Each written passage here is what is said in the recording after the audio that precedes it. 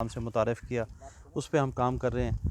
और मैंने देखा सबसे बुनियादी चीज़ पाकिस्तान में काम करते हुए हमने उन चीज़ों पे काम करना है जो पाकिस्तान इंपोर्ट करता है। गवर्नमेंट कहती है जी कपास बनाएं ताकि बाहर जाए और हमें ज़र मुबादला मिले। मेरा बिल्कुल उससे मुख्तलिफ है व्यू कि जो चीज़ें हम पैसा बाहर भेज रहे हैं और अपने खाने के लिए मंगवा रहे हैं, पहले तो वो पूरी कर लें। और लेसन एक वो चीज़ है जो हम रोज़ाना इस्तेमाल करते हैं और हम इसको इंपोर्ट करते हैं। ज़र जी 28 अरब का हम सालाना इसको इस साल की फ़िक्र है, ये हम इंपोर्ट कर रहे हैं। तो लहसुन की काश्त में बहुत देर से कर रहा था। लहसुन में बहुत सारे मसाइल थे, 3 बड़े मसाइल हैं इसके। सबसे पहली चीज़ कि लोगों के लिए इसका सीड महंगा होता है, सीड की ज़्यादा मकदार लगती है। दूसरे नंबर इसको हाथ से लगाना, इसके नंबर ऑफ़ प्लांट अगर पूरे नहीं होंगे तो अच्छी एवरेज नहीं मिलेगी। नंबर ऑफ प्लांट पूरे करने, फिर उसके बाद इसकी गोडियाँ, फिर इसकी हार्वेस्टिंग। इस पे आलमोस्ट एक किसान का 70 से 80 हज़ार रुपये खर्च होता है, जिस वजह से किसान इसमें नहीं आ रहा। जी पर एकड़ होता था। लेकिन हमारे किसी भी रिसर्च के इदारे ने आज तक ये कोशिश नहीं की कि इसको किसान के लिए आसान बना दे। अयूब रिसर्च फैसलाबाद में आप जाएं, वहाँ आपको इंपोर्टेड 8 किस्म की मशीनें मिलेंगी जो कि बाहर के मुल्कों से आई और आज तक वो वीरान पड़ी हैं। उनके ज़रिए उन्होंने क्या किया कि फ्लैट के ऊपर सोइंग के लिए उन्होंने मशीनें डेवलप की। और ये अल्हम्दुलिल्लाह हमारा एक पिकनिक का जो कंसेप्ट था उसको मद्देनज़र रखते हुए मैंने इसको कहरोड़ पक्का हमारे वेंडर हैं शफीक साहब जो कि शरीफ एंड सन्स के नाम से जाने जाते हैं, उनसे डिस्कस किया कि उनके पास फ्लैट वाली मशीनें बन रही थी जो कि उन्होंने भी अयूब रिसर्च वालों से सीखी थी, फ्लैट के ऊपर सोइंग वाली। मैंने उनसे कहा जी हमें बेड के ऊपर आप मशीन तैयार करके दें जो बेड भी बनाए और साथ उसकी सोइंग भी करे। और इस पर हमने आलमोस्ट 3 महीने टाइम गुजारा, इस पर टाइम खर्च किया और अल्टीमेटली हम वो मशीन बनाने में नहीं थे।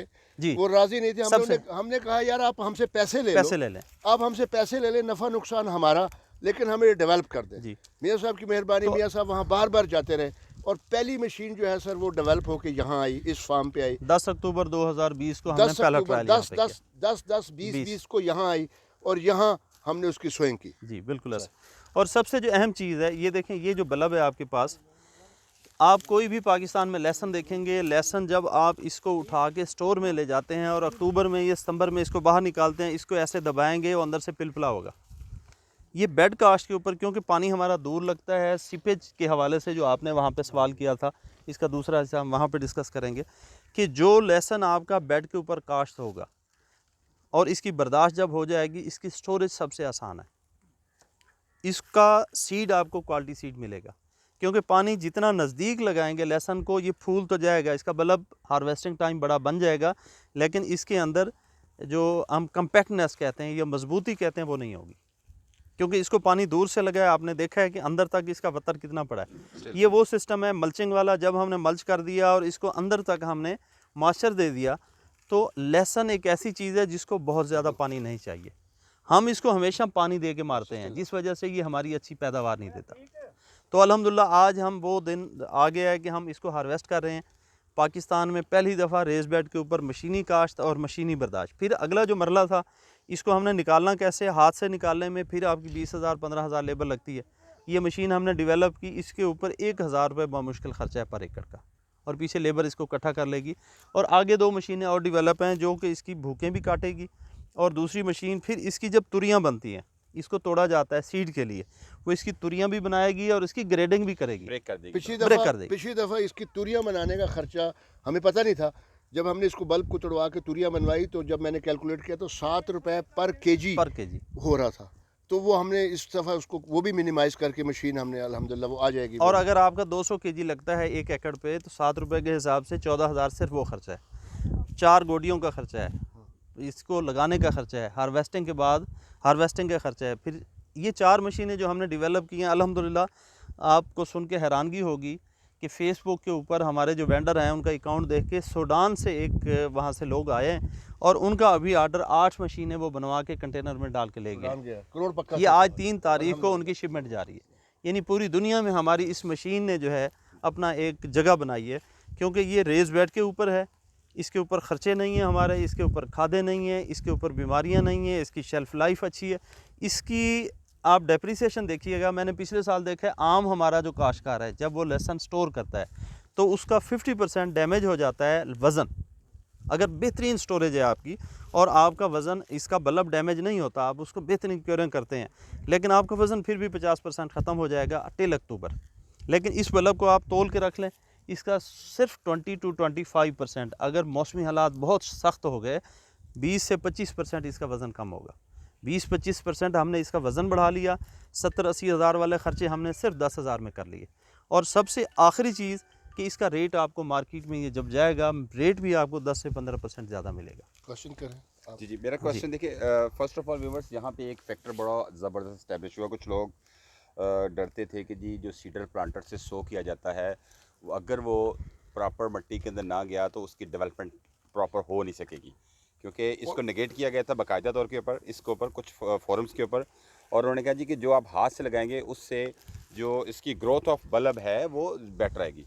लेकिन यहाँ पे एक ये सोने के बाद आप जब निकला है ये फैक्टर, ये वेल एस्टेब्लिश हो चुका है कि जो प्लांटर सीडर मियाँ साहब ने डेवलप करवाया और जो कि जिससे हमारे फार्मर के लिए आसानियाँ आई, ये उसका तैयारशुदा बल्ब है नंबर वन। एक चीज़ मैं और जी ऐड सर, कर दूँ, इसकी तुरी बिल्कुल सीधी थी, ये देखें इसका स्टम और बल्ब बिल्कुल सीधा है। अलाइन है बिल्कुल। इसकी जो तुरी थी ये लेटी हुई थी, रिलेटिव हुई थी, ये ऐसा निकला ऐसे है, निकला। लेकिन इसका बल्ब देखें इससे सीधा कर बेहतर है, दिया। इससे बेहतर है, इससे भी बेहतर है, इससे भी उसको बेहतर। सीधा भी हो गया।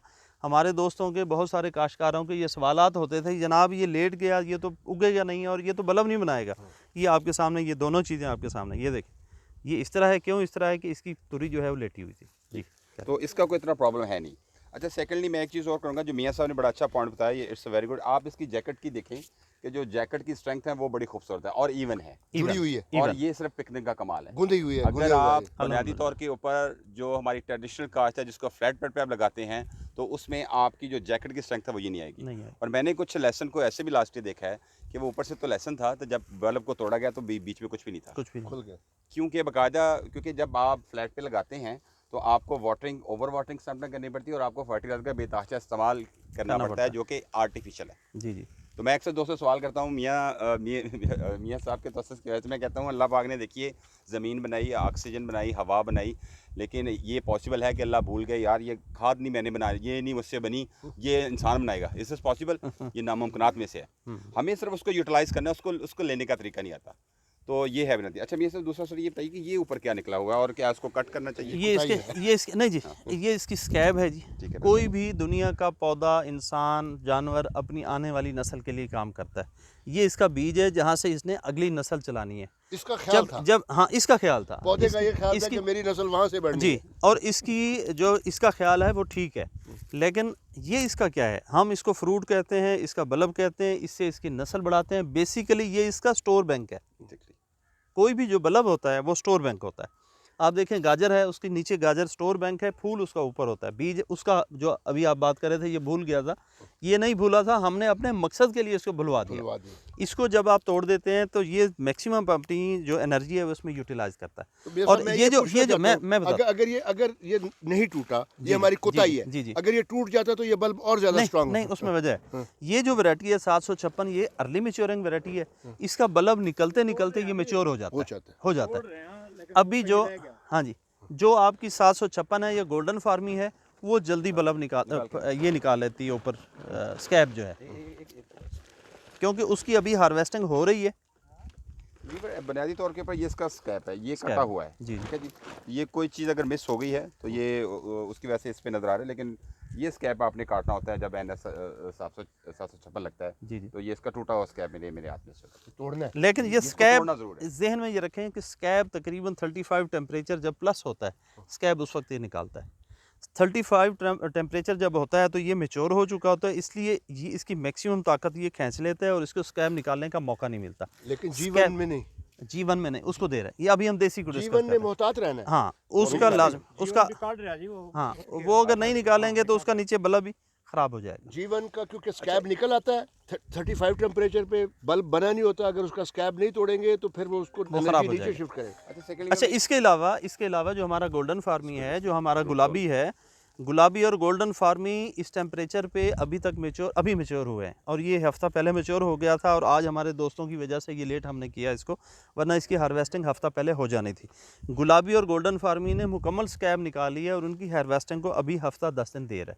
तो ये वैरायटी टू वैरायटी डिफ़र करता है। जो आपने कहा कि ये इसको हमारी ये कोताही नहीं है, ये इसकी कोताही है कि इसने स्कैब देर से निकाला, मौसम ने ऊपर से सख्ती की और ये वहीं पक गया।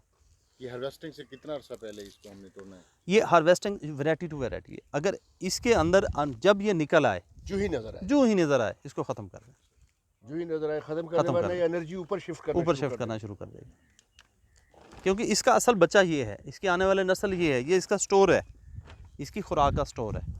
अगर इसे हम मौका मज़ीद इसको टाइम मिल जाता, लंबे अरसे की सर्दी मिल जाती, ठंडा मौसम मिल जाता, तो ये यहाँ से फूल भी निकाल लेता। ये सब उस पर भी रोशनी डालना है कि अगर अच्छा मोटा बीज होगा तो उसकी जी मैं उधर आता।